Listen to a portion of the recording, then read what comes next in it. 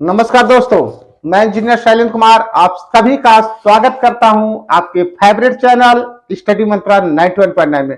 दोस्तों, जैसा कि महत्वपूर्ण प्रश्नों के महासंग्राम ट्रिकी जीएस में हमारे 41 लेक्चर अभी तक हो चुके हैं। यह 42वां लेक्चर है। उम्मीद करते हैं कि आप लोगों को पसंद आ रही है। और इस 41वें लेक्चर के बाद ये 42वां लेक्चर हमारा है यमुना नदी के किनारे बसे प्रमुख शहर। कौन कौन से शहर यमुना नदी के तट पे बसे हैं इनकी जिक्र करेंगे और साथ ही साथ जानेंगे कि यमुना का उद्गम स्थल कहां से निकलती है यमुना और यमुना कहां खत्म होती है। और साथ ही साथ जानेंगे कि इसकी सहायक नदी यानी सहयोगी नदियां कौन कौन सी हैं। इन बातों को जानने के लिए बिल्कुल देखेंगे। और साथ ही साथ यह पहले जाने उद्गम स्थल कहां है। देखें, पहला चीज यह है, भारत की देवभूमि कहे जाने वाले उत्तराखंड को देवभूमि कहा जाता है। उत्तराखंड के उत्तरकाशी जिले में स्थित है यमुनोत्री नामक जगह से। ठीक है, यमुनोत्री कहां से? उत्तरकाशी जिले में यमुनोत्री नामक जगह से। यमुनोत्री कहां पे है? यह हिमालय के बंदरपूछ नामक स्थान से। बंदरपूछ क्या है? पहली बात जान, ये बंदरपूछ क्या है?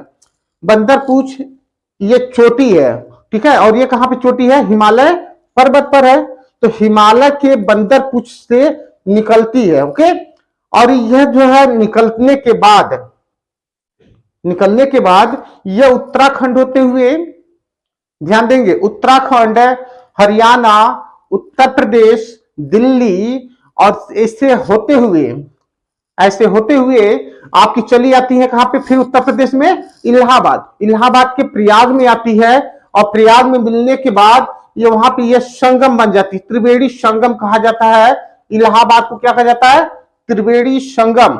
वहां पे संगम में मिलने के बाद यानी गंगा से मिलने के बाद, चूंकि सरस्वती तो विलुप्त हो चुकी है, हम सभी को पता है, तो सरस्वती जो विलुप्त हो चुकी है, तो वहां पर ये गंगा से मिलती है। जैसा कि हम यहाँ पे जो फोटो है, इस फोटो में दर्शाए हुए हैं कि देखें, एक गंगा का पानी जो आपका ब्लू कलर है और उधर देखेंगे यमुना का पानी।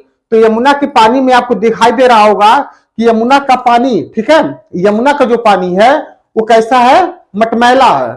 दोनों नदियों का पानी अगर देखेंगे, कभी समय मिले तो आप लोग इलाहाबाद जाइए और इलाहाबाद के संगम पे वहां स्नान करिए, तो आपको लगेगा कि वास्तव में जो गंगा का पानी है वो ब्लू कलर में है, ठीक है, ब्लूइश कलर में है। और उधर यमुना का पानी आपका कैसा है?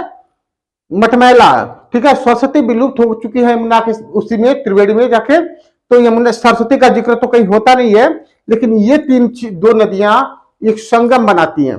ओके, यहां देखें, यह जो है भारत में, समझिएगा बात को, यह भारत में गंगा नदी के समान पवित्र मानी जाती है। गंगा के समान पवित्र मानी जाती है। और यही नहीं, यमुना खुद है गंगा की सबसे बड़ी सहायक नदी है। ठीक, तभी तो यमुना और गंगा मिलकर कई नदियों को पार करते हुए यह बंगाल की खाड़ी में जाके क्या होती है? विलुप्त हो जाती है। यमुना क्या करती है? बंगाल की खाड़ी में विलुप्त हो जाती है। ओके, यहां तक की बात हमें समझ में आ गया कि यमुना का उद्गम स्थल यमुनोत्री से हुआ है और अस्त कहां पे हो रहा? बंगाल की खाड़ी में हो रहा।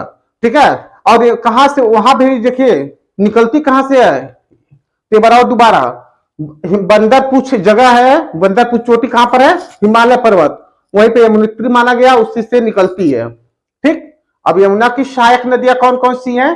तो यमुना की सहायक नदी आपकी चंबल है, टोंस है, बेतवा है, केन है, शारदा है, सिंधु है। ये कई नदियां जो है इसकी सहायक नदी हैं। ठीक है, तो ये जरा आप लोग नोट कर लें, क्योंकि आपके एग्जाम में कहीं ना कहीं से आएगा। ठीक, अब जानेंगे कि यमुना नदी के किनारे बसे प्रमुख शहर। एक छोटे से ट्रिक के माध्यम से बताने की कोशिश कर रहा हूं। तो देखें ट्रिक क्या है? देवी मां। देखिए कितना प्यारा नाम है, देवी मां। दे से देलही को आज की डेट में हम क्या कहते हैं? देलही कहते हैं। और दिल्ली को हमारा क्या है, दिल्ली। बी से वृंदावन, बी से वृंदावन जो आपका है वो वृंदावन भी यमुना नदी के तट पे है। एम से मथुरा, मथुरा, ठीक है।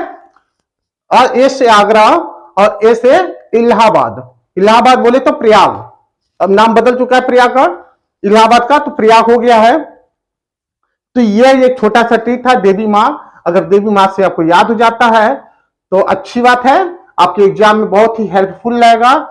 तो कृपया अगर चैनल हमारा ये पसंद आ रहा हो, ट्रिक पसंद आ रहा हो, तो थोड़ा सा इसको शेयर करते रहें ताकि और दोस्तों को आपके कुछ लाभ मिले, आपको मिले, आपके सहयोगियों को मिले। तो थैंक यू दोस्तों, आज के लिए बस इतना।